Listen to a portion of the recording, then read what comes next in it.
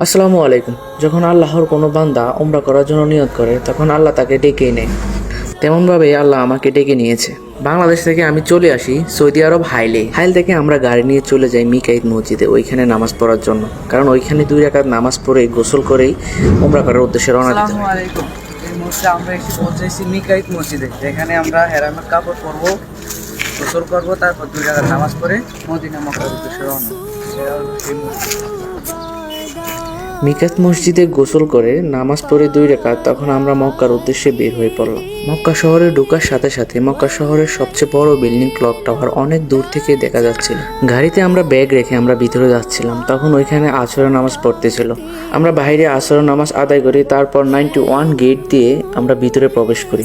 দূর থেকে একটু একটু কাবাগর দেখতে পাইতেছিলাম। বিশ্বাস করেন, যতই কাবাগরের সামনে যেতেছিলাম তখনই একটু একটু করে হার্টবিট বেড়ে যেতেছিল। অ্যান্ড ফাইনালি আলহামদুলিল্লাহ আমিও কাবাগরের সামনে আসতে পারছি। শুকরিয়া আল্লাহর দরবারে। শুনছি কাবাগর দেখার সাথে সাথে যে দোয়া করা হয় ওই দোয়া আল্লাহ কবুল করেন। বিশ্বাস করেন, কাবাগর দেখার সাথে সাথে এত শান্তি লাগতেছিল, তখন ওইখানে আল্লাহর কাছে শুকরিয়ার তওবা করতেছিলাম। তারপর উমরা করার জন্য আমরা তাওয়াফ শুরু করলাম। তাওয়াফ করতে করতে আমি একদম কাবাগরের কাজে চলে গেছি। অ্যান্ড আই ওয়াজ লাকি, আমি কাবাগর ধরতে পারছি, কাবাগর স্পর্শ করে দোয়া করতে পারছি। আলহামদুলিল্লাহ আলহামদুলিল্লাহ আলহামদুলিল্লাহ। ইনশাআল্লাহ আল্লাহ আমার দোয়া একদিন কবুল করবেন।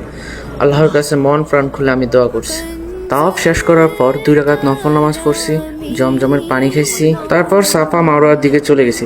জীবনে আমি এত মানুষ একসাথে আর কোথাও দেখি নাই। এখানে যত মানুষ একসাথে দেখছি, আর এখানে মানুষের মধ্যে যত পজিটিভ এনার্জি ইউনিটি ছিল তা আমি ভাষায় প্রকাশ করে বোঝাতে পারবো না আপনাদেরকে। তারপর সাফা এই সবুজ বাতির নিচে দৌড়াতে হয়, দৌড়ালাম। আর উমরা শেষ করার পর সবচেয়ে সুন্দর এবং বিউটিফুল মোমেন্ট যখন আপনার চুল কাটতে হয়। দেশে থাকতে তো কারো কথায় চুল কখনো ছোট অবধি করি নাই, আর এখানে আল্লাহর জন্য সবগুলো চুল কেটে দিলাম। আলহামদুলিল্লাহ।